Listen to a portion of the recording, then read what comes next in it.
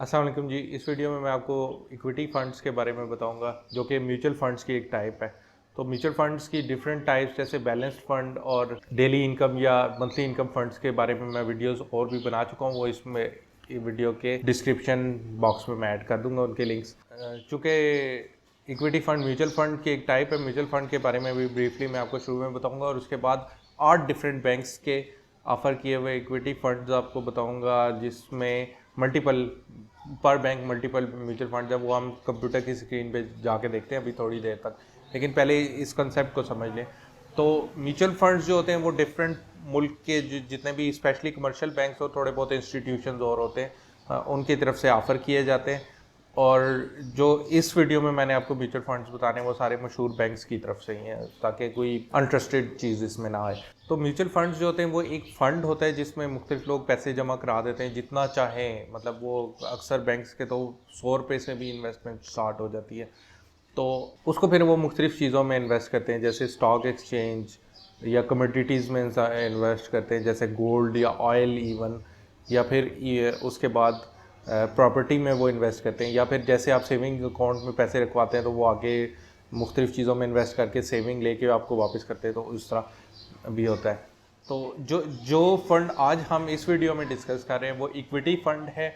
और equity fund के जो पैसे आप इक्विटी फंड्स में जितना में भी जमा कराते हैं वो आगे बैंक जो है मुख्तलिफ कंपनीज़ में, चाहे वो लिस्टेड हो स्टॉक एक्सचेंज में या ना लिस्टेड हो, उन कंपनीज़ में इन्वेस्ट करके फिर वापस जो है आपको उसका जितना भी प्रॉफिट होता है उसमें से मेजर पोर्शन आपको दिया जाता है। और फिर बैंक जो है अपना वो थोड़ा बहुत जब आप पैसे जमा करवा रहे होते हैं तो थोड़ा सा काट के 22% और इस तरह मतलब अपना भी पोर्शन रख लेता है। अब इक्विटी फंड्स जो हैं उनमें शॉर्ट टर्म के लिए इन्वेस्ट करना थोड़ा सा रिस्की होता है। वो इस तरह रिस्की होता है कि स्टॉक एक्सचेंज जो है शॉर्ट टर्म में ऊपर नीचे काफ़ी जाती रहती है। मसलन आज अगर आपने पैसे जमा करा दिए और अगर आपको साल के अंदर वापस चाहिए और आपको किसी ऐसे टाइम पे निकलवा रहे हैं जब स्टॉक एक्सचेंज पहले से नीचे चली गई है तो फिर तो आपका नुकसान हो जाएगा।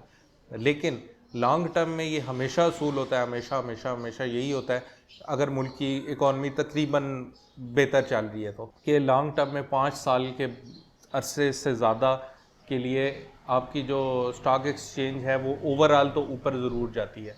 अब किसी एक कंपनी में आप इन्वेस्ट करते हैं तो उसमें ये ट्रू नहीं है, कंपनी कभी भी नीचे जा सकती है या ऊपर जा सकती है। लेकिन जब आप किसी इक्विटी फंड में इन्वेस्ट करते हैं और वो फंड जो है उसने पूरे इंडेक्स में ओवरऑल मसलन KSE 100 इंडेक्स में 100 कंपनियाँ हैं, उन 100 कंपनीज में इन्वेस्ट किया होता है उसने ओवरऑल इन्वेस्ट में, या उन 100 में से ज़्यादा मेजर कंपनीज में उन्होंने इन्वेस्ट किया हुआ होता है। तो आपकी इन्वेस्टमेंट जो है उस केस में ऊपर ही जाती है ओवर द 5 years और इस तरह। तो ये चीज़ जब मैं आपको फंड्स दिखा रहा हूँ कंप्यूटर स्क्रीन पे आगे जाके तो आपको पता चलेगी। तो इक्विटी फंड्स आपने तब चूज़ करने हैं जब आपको शॉर्ट टर्म में मनी की ज़रूरत ना पड़े। वो ये भी हो सकता है कि आप आज जमा कराएं और महीने बाद निकलवा लें और आपको फ़ायदा भी हो जाए। वो इस केस में होगा कि मार्केट ऊपर अगर जाएगी। लेकिन अगर आप लॉन्ग टर्म में के लिए करवाएंगे तो लॉन्ग टर्म में तो पक्का वो आपके, क्योंकि पैसे डिफरेंट बिजनेसेस में जा रहे हैं और बिजनेसेस भी वो वाले जो कि मुल्क के टॉप बिजनेसेस हैं। जैसे KSE 100 इंडेक्स में आपके मुल्क की टॉप कंपनीज आती हैं तो उनमें पैसे जा रहे हैं तो वो बिज़नेस में तो वो हमेशा फ़ायदा ही होता है। तो वो 5 से 10 साल में आपका जो है काफ़ी पैसे बढ़ सकते हैं। जैसे इसमें एक फ़ंड है जिसमें 1995 में अगर किसी ने 1 लाख जमा करवाया था और आज 2020 में वो निकलवाता है तो वो 40 लाख बन चुके हैं। इसी तरह एक फ़ंड है जिसमें 2003 में अगर किसी ने 1 लाख रुपया जमा करवाया था और वो आज के दिन निकलवाता है तो वो कोई मेरे ख्याल है 12 लाख बन चुके हैं इस तरह।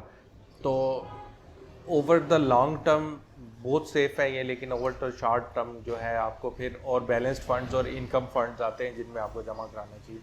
अच्छा, अभी आप कंप्यूटर स्क्रीन पे जाके हम देख लेते हैं कि ये कौन कौन से फंड्स जो हैं इक्विटी फंड्स पाकिस्तान में अवेलेबल हैं जिनमें आप इन्वेस्ट करके जो है लॉन्ग टर्म वेल्थ बिल्डिंग जो है इसका फ़ायदा उठा सकते हैं। अच्छा, सारे फंड्स के टाइप्स के बारे में अभी अगली वीडियो में एक बनाऊंगा, तो बेहतर है कि आप इस चैनल को सब्सक्राइब कर लें और बेल बटन जो है वो उसको क्लिक कर लें ताकि आपको अगली वीडियो की नोटिफिकेशन आ जाए। तो चलें आप कंप्यूटर स्क्रीन पे देख लेते हैं कि कौन से फंड अवेलेबल है।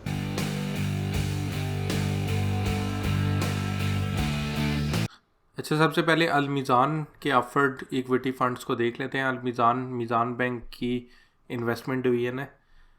तो ये 2 फंड्स ऑफ़र करता है, मीज़ान इस्लामिक फ़ंड और अल मीज़ान म्यूचुअल फ़ंड। ये दोनों इक्विटी फ़ंड्स जो हैं वो शरिया कंप्लाइंट हैं। जैसा कि मीज़ान बैंक के सारे जो फ़ंड्स होते हैं अल मीज़ान के, ये शरिया कंप्लाइंट ही होते हैं। लेकिन इसमें जो फ़र्क है वो मीज़ान इस्लामिक फ़ंड जो है ये थोड़ा लेट स्टार्ट हुआ था, तकरीबन 2003 में जाके। तो उसकी वजह से सारी जितनी भी कंपनीज़ में इन्होंने इन्वेस्ट किया वो जैसे इधर लिखा हुआ listed companies have been approved by our Shariah adviser. तो उन्होंने एक एक कंपनी को देख के उसको स्टडी करके अपने शरिया एडवाइज़र्स से कंसल्ट करके उसमें इन्वेस्टमेंट्स किए। जबकि ये अल मीज़ान म्यूचुअल फ़ंड में नॉर्मल जो KMI 30 इंडेक्स होता है उसमें उन्होंने इन्वेस्ट किया हुआ है, जो कि अगेन इस्लामिक कंपनीज़ होती हैं, जो कि ख़ुद क्लेम कर रही होती हैं कि इस्लामिक कंपनीज़ हैं। इस तरह से ये फ़र्क है इन दोनों में। और उसके अलावा जो ये अल मीज़ान म्यूचुअल फ़ंड जो है ये 1995 में स्टार्ट हुआ था। तो जैसा कि पहले ऑलरेडी मैं आपको बता चुका हूँ कि जो इक्विटी फंड्स होते हैं वो लॉन्ग टर्म इन्वेस्टमेंट के लिए ठीक होते हैं। शॉर्ट टर्म में उसमें नुकसान का भी अंदेशा हो सकता है। वो इस तरह के अभी मार्केट अच्छी जा रही है, आपने इन्वेस्ट कर दिया, अब 6 महीने बाद स्टॉक मार्केट नीचे चली जाती है अगर, तो उसको रिकवर करने के लिए भी क्या पता 1 साल लग जाए या 6 महीने और लग जाए। और आपको अगर कैश की ज़रूरत है और उसी वक्त आपने निकलवाना चाहते हैं तो फिर आपको उस वक्त नुकसान हो सकता है। लेकिन लॉन्ग टर्म में ये बहुत ज़्यादा ग्रो करती है स्टॉक मार्केट। जैसा कि इधर इन्होंने बताया हुआ है कि शुरू से अब तक एवरेज एनुअलाइज्ड रिटर्न्स जो हैं वो 15% आए हैं।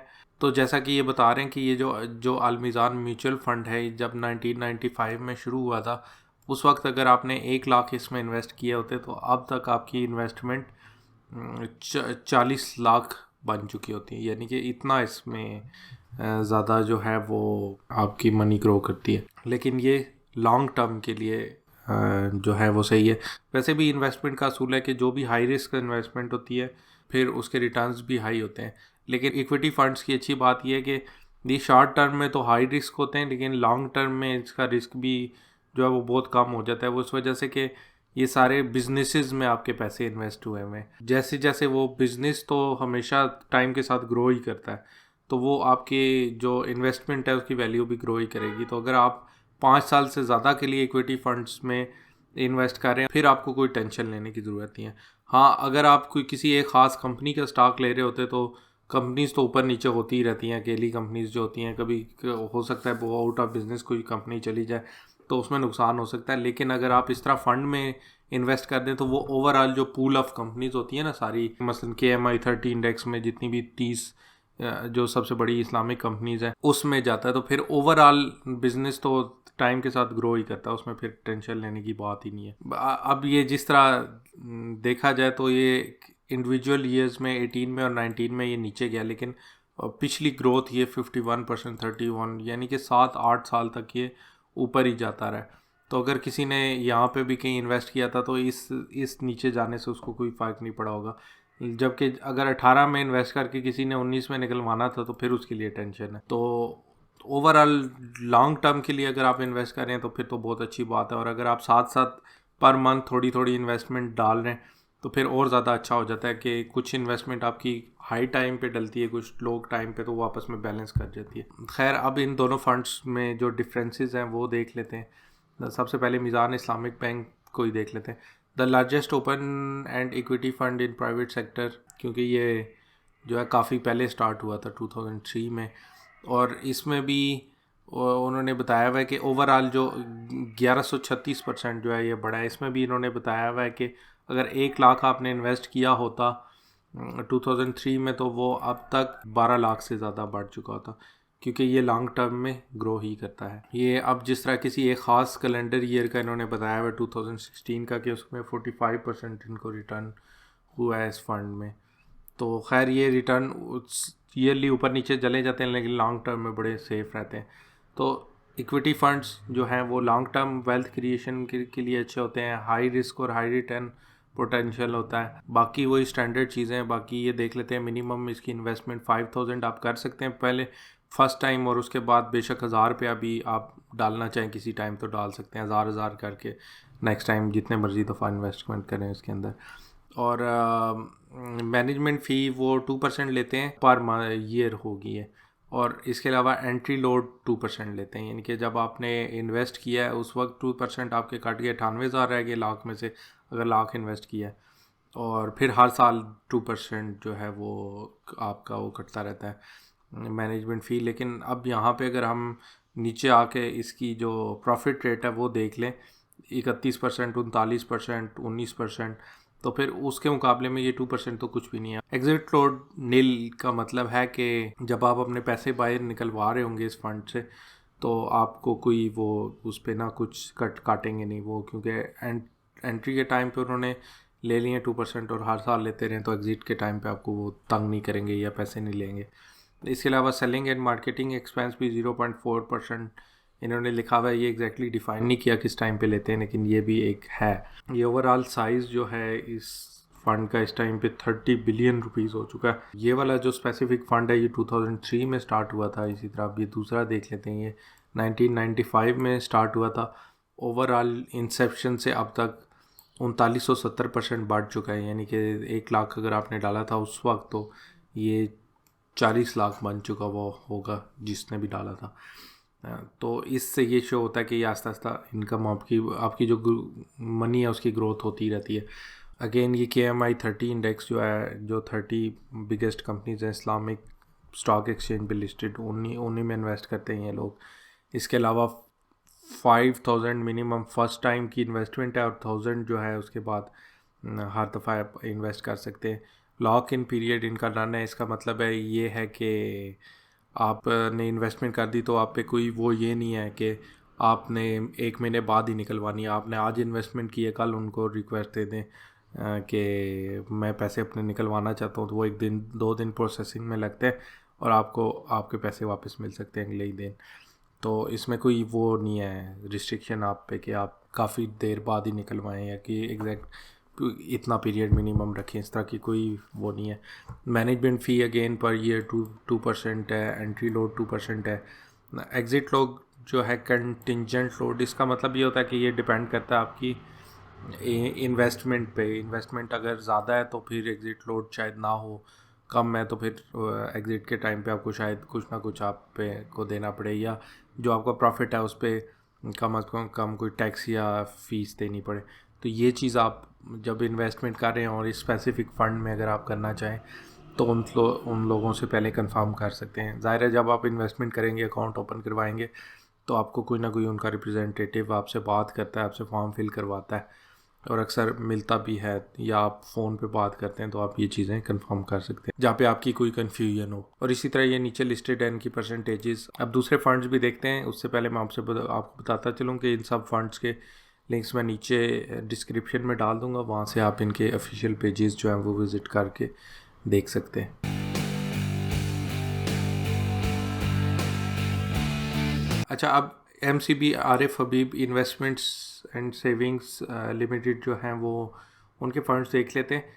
तो जो इस्लामिक बैंक्स हैं वो तो ज़ाहिर है शरिया कंप्लाइंट सारे फ़ंड्स देते हैं, लेकिन जो ट्रेडिशनल बैंक्स हैं उन्होंने एक इस्लामिक ऑप्शन रखी होती है और एक नॉर्मल ऑप्शन रखी होती है। वैसे तो स्टॉक एक्सचेंज सेफ़ ही होती है इस्लामिक लिहाज से, उसमें कोई इस तरह की चीज़ नहीं है कि आप इन्वेस्ट किसी कंपनी में ना कर सकें या कुछ। लेकिन फिर भी अगर कोई ज़्यादा कॉन्शियस है तो वो इस्लामिक उसमें इन्वेस्ट कर सकता है। तो खैर इसी तरह से जो MCB वाले हैं उन्होंने भी अपने 2 फंड्स जो हैं वो इंट्रोड्यूस करवाए हुए हैं, अलहमरा इस्लामिक स्टॉक फ़ंड और MCB Pakistan stock market fund. तो दोनों को देख लेते हैं।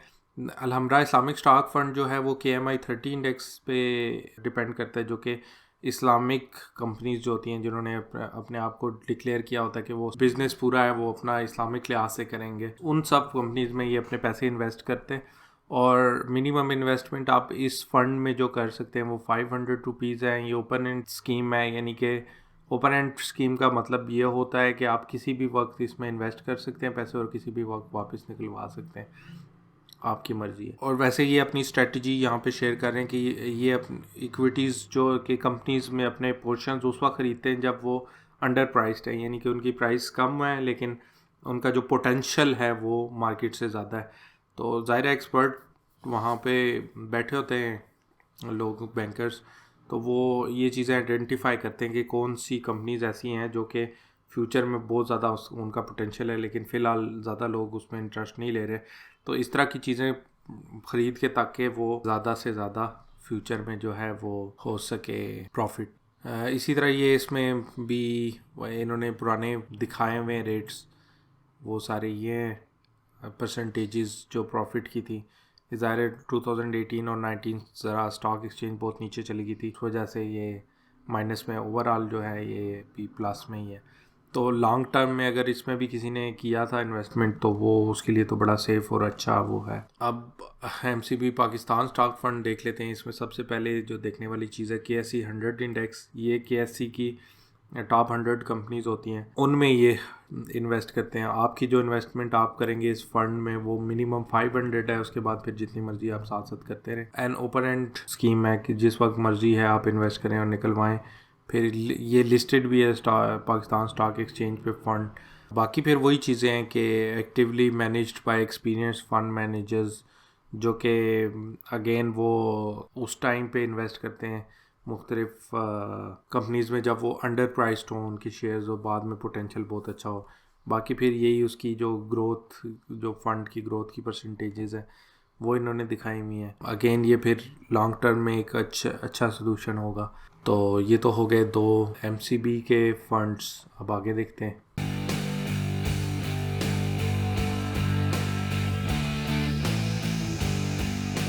अच्छा, जैसा कि मैं बता रहा था कि जो बैंक्स हैं ट्रेडिशनल, वो दोनों ऑप्शंस देते हैं, एक इस्लामिक भी होता है और दूसरा भी होता है। इस्लामिक जो है नॉर्मली वो KMI 30 इंडेक्स में इन्वेस्टमेंट होती है, और जो दूसरा होता है वो KSE 100 इंडेक्स, या कुछ कंपनीज जो है वो KSE 30 इंडेक्स भी एक है, उसमें भी इन्वेस्ट करती हैं। जो UBL है इसने 4 ऑप्शंस इस तरह से दिए हुए। इस्लामिक में 2 ऑप्शंस है, और इसी तरह नॉर्मल वाले उसमें भी 2 ऑप्शंस है। सबसे पहले अल अमीन शरिया स्टॉक फंड जो है, अगेन वो उसी तरह diversification of stocks across the wide selection of companies. ज़्यादा कंपनीज में जब वो इन्वेस्ट करते हैं तो फिर वो अगर एक आध कंपनी कोई नुकसान में भी चली जाए तो वो उसका ज़्यादा फ़र्क नहीं पड़ता, तो वो ओवरऑल जो ग्रोथ है लॉन्ग टर्म में उसका फ़ायदा इससे उठाया जा सकता है। इसी तरह एज़ इन्होंने ये इस्लामिक लिहाज से, इस्लामिक असूलों से इसमें इन्वेस्ट किया होता है, और इसमें एक शरिया एडवाइज़र कोई ना कोई होता है इनका, जिससे वो पहले अप्रूव करवाते हैं मेथड्स जो अपने हैं इन्वेस्टमेंट के। तो ये नॉर्मली जो है वो शरिया कंप्लायंट म्यूचुअल फंड स्कीम्स होती हैं। इसी तरह इसके जो फीचर्स उन्होंने बताए हुए हैं, हलाल return on your savings, save money for long term goal, will not be requiring your money over the short term. ये मतलब उन लोगों के लिए सही है जो कि शॉर्ट टर्म में वापस नहीं चाहिए होगी। वो इसलिए कि आज आप अगर इन्वेस्ट करते हैं और कल आपको ज़रूरत पड़ जाती है, लेकिन स्टॉक एक्सचेंज इतनी देर में थोड़ी सी नीचे चली गई है, तो वो शॉर्ट टर्म में नुकसान होगा। अगेन फिर जैसा कि लॉन्ग टर्म में स्टॉक एक्सचेंज या ओवरऑल बिजनेसेस ऊपर ही जाते हैं, तो उसमें कोई नुकसान का खदशा नहीं होता। तो बेहतर उन लोगों के लिए हैं ये सारे फंड जितने भी आज की वीडियो में मैं बता रहा हूँ, जो कि लॉन्ग टर्म में इन्वेस्ट करना चाहते हैं। अगेन इन्होंने ये बताया हुआ है कि ये उन लोगों के लिए who can withstand the fluctuations in value of your investment for longer term gains। यानी कि शॉर्ट टर्म में बेशक फ्लक्चुएशंस ऊपर नीचे जाता रहे, लॉन्ग टर्म के लिए उनको टेंशन नहीं होना चाहिए। तो ये उन लोगों के लिए है। ये जैसा कि ये ग्राफ भी उन्होंने दिखाया हुआ है कि अभी जैसे ये कोरोना वायरस आ गया था तो ये कितना नीचे चला गया था। यहाँ पे अब कोई पैनिक करके निकलवा लेता तो उसके तो पैसे गए थे, लेकिन ये जब उसके बाद वापस ये फंड ऊपर गया तो, या ओवरऑल स्टॉक मार्केट ऊपर गई है, तो ये कितना ज़्यादा ऊपर चढ़ गया। जो ओरिजिनल उस टाइम पे थी वैल्यू, उससे भी बहुत ऊपर चला गया। तो लॉन्ग टर्म में ये ऊपर ही जाता है। जैसे कि आपने देखा होगा कि हर कुछ साल बाद जो स्टॉक एक्सचेंज है वो मैक्सिमम जो अपने KSE 100 इंडेक्स या 30 इंडेक्स के जो मैक्सिमम पॉइंट्स होते हैं उसका रिकॉर्ड तोड़ती रहती है। तो टाइम के साथ बिजनेस ग्रो ही करता है। इसी तरह एक और अल अमीन इस्लामिक डेडिकेटेड इक्विटी फ़ंड है। ये भी तकरीबन फीचर्स दोनों के सेम है। इसमें बस ये है कि प्रॉफिट पे आउट एवरी 6 मंथ्स। इसमें ना हर 6 माह बाद जो है वो प्रॉफिट पे आउट पे एक होगा, और ड्यूरेशन प्लान जो है वो 36 महीनों का जो है वो है पूरा। यानी कि ये इन्वेस्टमेंट सिर्फ 36 महीनों तक के लिए हो सकती है इसमें। तो ये more of a mix of stock exchange और सेविंग्स वाला प्रॉफिट होता है ना, ये उसका हाइब्रिड किस्म का एक फ़ंड बना के दिया गया है, जो कि नॉर्मल जो यूपीएल के जो इस्लामिक के अलावा जो दो फंड्स हैं वो भी इसी तरह है। पहला वाला जो है वो नॉर्मल इसी तरह जिस तरह इस्लामिक वाला था उस तरह का स्टॉक फंड है, लेकिन वो उस पर डिपेंड करता है KSE 100 इंडेक्स पे, और इसमें जो है रोज़ाना आपकी जो फ्लक्चुएशंस होती हैं यूनिट प्राइस में वो रोज़ाना होती हैं, जबकि जो ये वाला डेडिकेटेड इक्विटी फ़ंड है ये 36 माह का ही प्लान है। और ये जो सारे फंड्स हैं तकरीबन इक्विटी फंड्स हैं और लॉन्ग टर्म इन्वेस्टमेंट के लिए सबसे बेहतर। पहले दो इस्लामिक ऑप्शन हैं, दूसरे नॉर्मल जो बैंकिंग ऑप्शन होते हैं वो वही हैं। फीचर्स इसके तकरीबन सेम ही है, तो ये बाकी दो के मैं आपको इस तरह पढ़ के नहीं बता रहा, लेकिन ये आप लिंक्स तो वैसे मैंने दिए होंगे, ये आप जाके देख सकते हैं, लेकिन ये चीज़ वही है।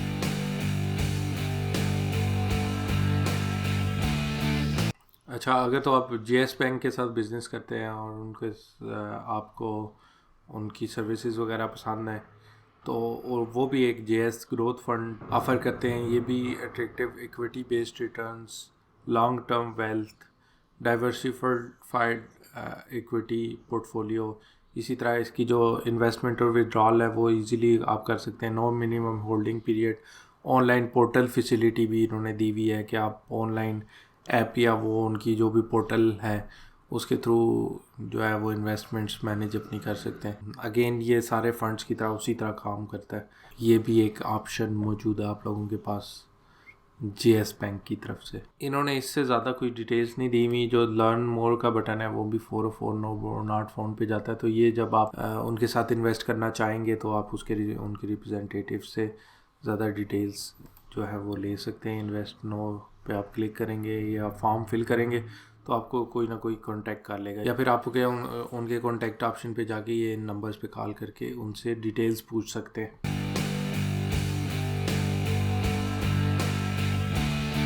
अच्छा, ये बैंक अल हबीब की तरफ से हबीब एसेट मैनेजमेंट कंपनी जो है वो लोग भी इसी तरह फंड्स ऑफ़र कर रहे हैं। फर्स्ट हबीब स्टॉक फंड ये नॉर्मल फंड है और उनका फिर एक इस्लामिक वर्जन भी अवेलेबल है, फर्स्ट हबीब इस्लामिक स्टॉक फंड। इनकी भी डिटेल्स देख लेते हैं। ये फिर वही चीज़ है कि डाइवर्सिफाइड जो इन्वेस्टमेंट होती है, even with a small amount आप इन्वेस्ट कर रहे हैं लेकिन वो ज़्यादा डाइवर्सिफाइड आपका पोर्टफोलियो बना हुआ होगा, क्योंकि वो एक बड़े पूल में चली जाती है जो कि फिर मुख्तलिफ कंपनीज़ में चला जाता है।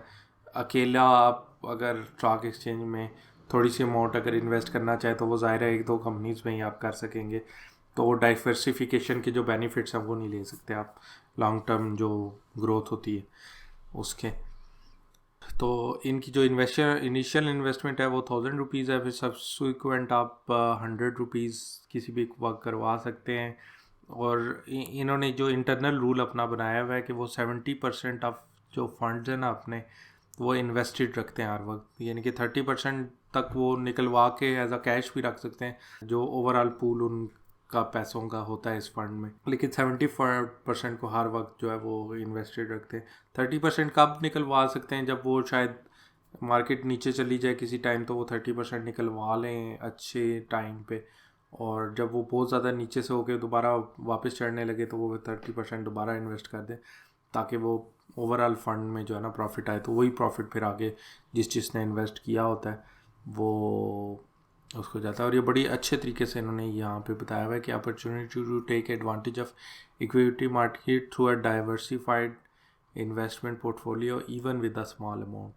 जैसा कि मैंने आपको बताया कि स्मॉल अमाउंट जो होती है उसमें अगर आप स्टॉक एक्सचेंज में इन्वेस्ट करना चाहें तो एक दो फंड्स में इन्वेस्ट कर सकते हैं, लेकिन इन फंड्स के थ्रू इक्विटी फंड्स के थ्रू ये आपको फ़ायदा होता है कि आप ओवरऑल ज़्यादा बड़े पूल में जो है वो इन्वेस्ट कर सकते हैं। इसी तरह फिर एक फर्स्ट अभी भी इस्लामिक स्टॉक फंड ऑप्शन आ जाती है।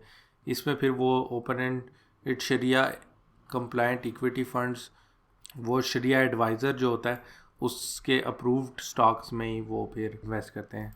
और शरिया एडवाइज़र हमेशा कोई ना कोई इस्लामिक कम्युनिटीज़ जो होते हैं इनके जो मुफ्ती साहिबान होते हैं उनमें से ही कोई, हर बैंक ने किसी न किसी को अपने साथ मतलब उनके साथ वो होता है उनका कॉन्ट्रैक्ट।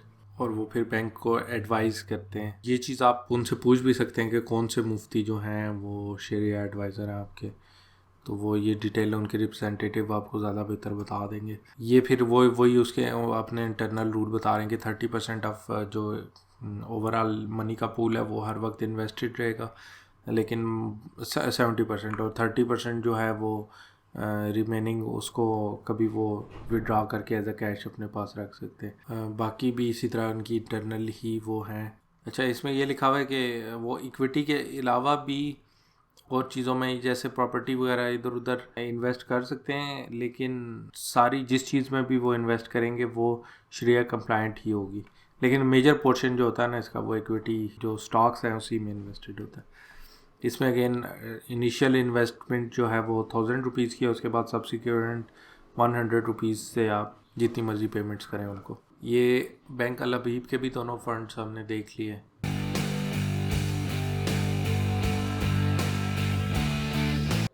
इसी तरह नेशनल बैंक भी जो है वो 3 ऑप्शंस आपको देता है। सबसे पहले NBP इस्लामिक सरमाया इजाफा फ़ंड, फिर उसके बाद NBP financial sector fund, NBP stock fund. तो इन तीनों की डिटेल्स भी हम देख लेते हैं। सबसे पहले तो इस्लामिक सरमाया इजाफा फ़ंड जो इनकी इस्लामिक ऑप्शन है, इसमें जो है रिस्क मॉडरेट रिस्क होता है, grow your medium to long term savings. Again वही चीज़ जो इसके रूल्स है ना वही है नॉर्मली।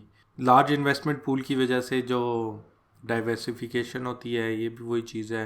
अच्छा, ये एक चीज़ एक्स्ट्रा दे रहे हैं, optional life and accidental takaful coverage of ₹50 lakh, यानी कि 5 मिलियन रुपीज़ की आपकी कवरेज भी है इसकी। अगर आपकी लाइफ आपको एक्सीडेंट हो जाता है या फिर आपकी लाइफ चली जाती है तो आपको ये क्लेम कर सकते हैं। एक्सीडेंट जो होता है नॉर्मली वो इस तरह का जिसमें आप डिसेबल हो जाएं खुदा न खास्ता। जो मिनिमम इन्वेस्टमेंट है वो ग्रोथ यूनिट्स यानी कि जो लॉन्ग टर्म में बढ़ेंगी ना, उनके लिए 10,000 रुपीज़, और जो इनकम यूनिट्स यानी कि जो पर मंथ आपको देंगी, जो आपको पर मंथ प्रॉफिट देंगी, उनके लिए 1 लाख रुपए। या पता नहीं क्यों इन्होंने ये अलग करके वो लेते हैं। तो इसमें फिर आपके पास ऑप्शन भी होता है कि ज़्यादा इनकम आप लॉन्ग टर्म ग्रोथ वाली साइड पे डालें या फिर सेविंग्स में जाएं। सेविंग्स वाली साइड पे फिर वो कम होता है उसका जो प्रॉफिट है। तो मैनेजमेंट फ़ी इनकी भी 1.5% है पर ईयर, और इसके अलावा जब आप इन्वेस्ट करें तो 3% आपकी मनी वो एज अ फीस ले लेते हैं।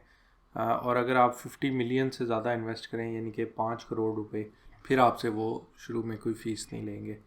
जो ये ग्रोथ यूनिट्स होते हैं वो ज़ाहिर है कि MI30 इंडेक्स में इन्वेस्ट करते हैं, और जो दूसरे हैं इनकम यूनिट्स उसका जो रिटर्न है हर 6 मंथ बाद आपको एज अ जैसे बैंक में सेविंग होती है ना उस तरह आपको मिलता रहता है। तो ये एक मिक्स्ड किस्म का फंड है, इक्विटी फंड ही है लेकिन उसकी वो फॉर्म है जो कि मिक्स्ड है with the short term savings income.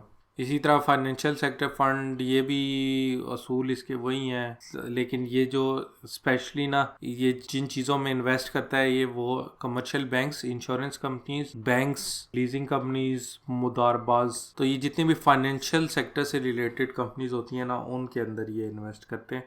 इसकी मिनिमम इन्वेस्टमेंट जो है वो 10,000 रुपीज़ है। जो KSE30 इंडेक्स है इसकी जो कंपनीज है फाइनेंशियल, उसमें ये इन्वेस्टमेंट ज़्यादा होती है, और इसमें इनकम यूनिट्स नहीं है, सिर्फ इन्वेस्टमेंट यूनिट्स हैं जो कि लॉन्ग टर्म में ग्रो करते हैं, जैसे लॉन्ग टर्म कैपिटल ग्रोथ। बाकी टैक्स सेविंग जो है ये मैं पिछले उनमें आपको बताना भूल गया कि जो इन फंड्स में आप अगर इन्वेस्ट करते हैं तो आप साल का 20% तकरीबन तक ना बेस्ड ऑन योर इन्वेस्टमेंट अपना टैक्स भी बचा सकते हैं। ये क्योंकि आप पाकिस्तान की इकोनॉमी में इन्वेस्ट कर रहे हैं थ्रू दीज बैंक्स, तो गवर्नमेंट आपको एक वो उसका बेनिफिट देती है। NBP स्टॉक फंड, ये अगेन फिर एक जैसे इस्लामिक सरमाया इजाफा फंड था इसी तरह उसका नॉर्मल वर्जन जो है, जो बैंकिंग वर्जन है वो स्टॉक फंड वर्जन है।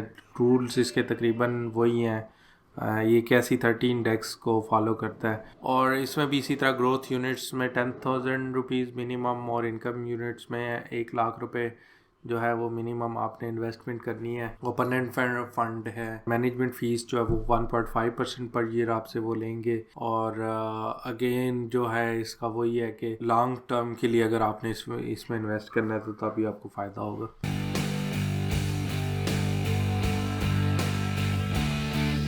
अच्छा, इसके बाद फैसल फंड्स आ जाते हैं। उसमें Faisal stock, Faisal Islamic dedicated equity fund, ये भी इक्विटी फ़ंड है। फिर फैसल इस्लामिक स्टॉक फंड भी है।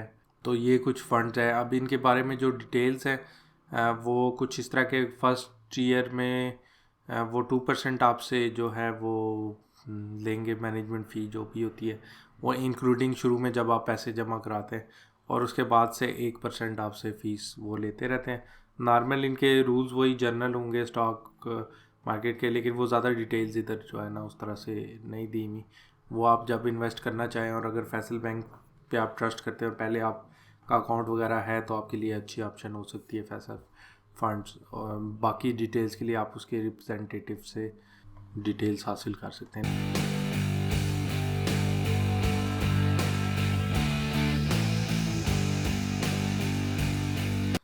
अच्छा, ये HVL सबसे आखिरी में मैंने इसलिए रखा था कि इसमें तकरीबन 6 डिफरेंट फंड्स हैं, इक्विटी फंड्स, जिनमें आप इन्वेस्ट कर सकते हैं। लेकिन इनमें फ़र्क कुछ इस तरह कि ये सिर्फ एनर्जी सेक्टर में इन्वेस्ट करता है, ये ओवरऑल इक्विटी फ़ंड है, ओवरऑल स्टॉक मार्केट में इन्वेस्ट होता है। ये फिर मल्टी एसेट फ़ंड है, इसमें जो है वो मेरे ख्याल है इक्विटीज़ के अलावा भी कुछ होगा।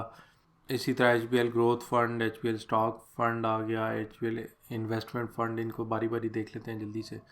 HBL energy fund, idea for individuals and corporation who wish to invest in energy sector of Pakistan. Minimum investment जो है वो 1000 है। इसी तरह सब्सिक्वेंट 1000 जो है वो इन्वेस्टमेंट है। इन कैश आप करवाना चाहे तो 2-3 दिन के अंदर वो आपको कैश कर देते हैं। फ्रंट एंड लोड, यानी कि जब आपने इन्वेस्ट करना है वो 2% देना पड़ेगा उनको फ़ीस। इसके अलावा जो बाकी फंड्स उधर लिस्टेड थे वो इन्होंने साथ बारी बारी यहाँ पे भी लिस्ट कर दिए हैं। तो इन सब की जो रूल्स हैं ना वो तकरीबन यही है कि मिनिमम इन्वेस्टमेंट 1000 रुपीज़ करनी है, बाद में भी 1000 रुपीज़ करनी है, और 2% शुरू में पेमेंट करना है। बाकी फिर आप अपने लिहाज से इनको देख के किसी एक में कर सकते हैं। मसलन आपकी को लगता है कि एनर्जी की जो कंपनीज आजकल बेहतर जा रही हैं तो उसमें कर सकते हैं, या फिर ओवरऑल अगर स्टॉक मार्केट अच्छी जा रही है तो इक्विटी फंड्स में कर सकते हैं, ये स्टॉक फंड्स में कर सकते हैं। इक्विटी फंड में ये होता है कि वो जो नॉन लिस्टेड कंपनीज होती हैं ना, एक तो स्टॉक मार्केट पे लिस्टेड कंपनीज होती हैं, एक वो non listed companies, private companies जो अच्छी जा रही हैं, उसमें भी आपकी इन्वेस्टमेंट चली जाएगी इसमें इक्विटी फंड के थ्रू। स्टॉक मार्केट में स्टॉक फंड के थ्रू सिर्फ स्टॉक मार्केट की कंपनीज में जाती है। तो इस तरह 5-6 फंड्स ये भी हैं जिनमें आप इन्वेस्टमेंट कर सकते हैं। तो इसको फिर आप फर्दर डिटेल्स में देख लीजिएगा। इस मेन पेज जो है उसका लिंक मैं नीचे डिस्क्रिप्शन ऑफ द वीडियो में डाल दूंगा। तो जैसा कि आपने इक्विटी फंड्स के सारे टाइप्स देख लिए। अच्छा, इसमें एक और चीज़ है कि अगर आप ना हर मंथ जैसे आप कर लें कि चाहे मार्केट ऊपर जा रही हो या नीचे जा रही हो, आपने हर मंथ ना एक पक्की अमाउंट कर लें, जैसे 10,000, 50,000, 20,000 अपनी सेविंग्स के लिहाज से जितनी आपकी सेविंग होती है, हर मंथ वो उसमें इक्विटी फंड में डालते जाएं। चाहे वो मार्केट ऊपर होगी या नीचे, वो ओवर द लॉन्ग टर्म ना वो एक दूसरे को बैलेंस करता रहेगा। जैसे आपने 10,000 तब डाले थे जब मार्केट डाउन थी, 10,000 तब डाले थे जब मार्केट काफ़ी अप थी, तो वो एक दूसरे को बैलेंस करता जाएगा। और ओवरऑल क्योंकि over the 10 year 5 year market ऊपर ही जानी होती है, तो वो आपका प्रॉफिट में ही जाएगा। लेकिन अगेन जो है वो शॉर्ट टर्म के लिए आप कभी इसमें इन्वेस्ट ना करें, या शॉर्ट टर्म में करें भी तो फिर तब करें कि जब आपको अचानक किसी टाइम पे पैसे निकलवाने की ज़रूरत पड़े तो आपके पास और ऑप्शन भी हो। क्योंकि फिर आप ये कर सकते हैं कि जब थोड़ी सी मार्केट ऊपर है तब निकलवा लें, और अगर नीचे है तो फिर आप किसी और उस पर रिलाई करें, और तब आप अपने इन्वेस्टमेंट वापस विड्रा करवाएं जब मार्केट जो है वो ऊपर है और आपकी जो इन्वेस्टमेंट की थी उससे ज़्यादा आपकी प्राइस है, क्योंकि वो प्राइस हो रोज़ाना अपडेट हो रही होती है। अच्छा, इस तरह की इन्वेस्टमेंट की, और दूसरा पाकिस्तान टूरिज़्म की, और तीसरा पाकिस्तान के डिफरेंट गवर्नमेंट के जो प्रोसेसेस हैं जिनमें से मैं खुद भी गो थ्रू होता हूँ, उनके बारे में मैं वीडियोस बनाता रहता हूँ। उन सब वीडियोस को देखने के लिए आप इस चैनल को सब्सक्राइब करें और बेल बटन क्लिक करना ना भूलिएगा नोटिफिकेशंस के लिए।